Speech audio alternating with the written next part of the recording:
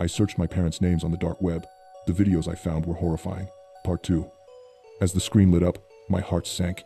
He was on the dark web. Obviously this was normal, but for some reason, he had dozens of different tabs opened. I knew this part wasn't normal, so I closed the door and locked it, and began going through them. At first it was all pretty usual for him, but then things started to get weird. He had a tab open that was an article about a murder that had happened several years ago. The article said that it was a woman who was found dead in her apartment. Her body was mutilated, cut up, and covered in acid. I nearly threw up reading it and seeing the horrifying pictures of the crime scene.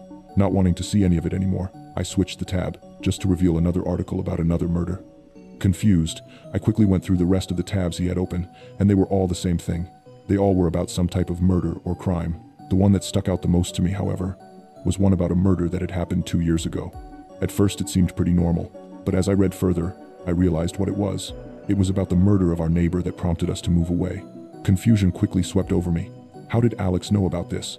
I never told him about it, because to me, it wasn't that important. I figured it must have just been a strange coincidence, but then I saw the last search he had made on his computer.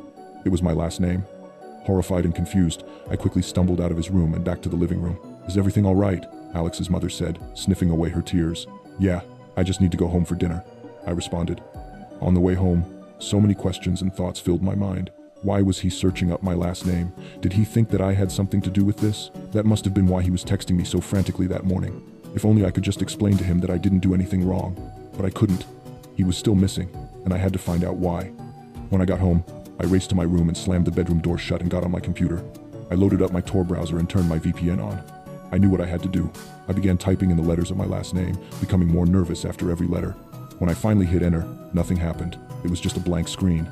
Confused, I refreshed the page, but once again, there was nothing. But why did Alex search this if there was nothing? I thought to myself. There must be something out there. I was getting ready to close the tab, thinking I had ran into a dead end, when suddenly, the page started to load. It took several minutes, but finally, it loaded to reveal hundreds of videos. Immediately, I knew what they were. They were murders, but why did they show up when you searched my last name? I considered just stopping right there and turning back, knowing the horrifying things I would see if I continued on, but I couldn't. I knew this had to be why Alex went missing, so I clicked on the first video. As it started playing, I saw what looked like a woman strapped to a chair in some sort of basement or something. I quickly recognized who it was. It was our neighbor from 2 years ago. I could tell because she had the same heart-shaped tattoo on her neck. She sat there for a minute, struggling, panicking, and screaming for someone to help. However, suddenly, 2 figures walked into frame. At first, I couldn't tell who they were,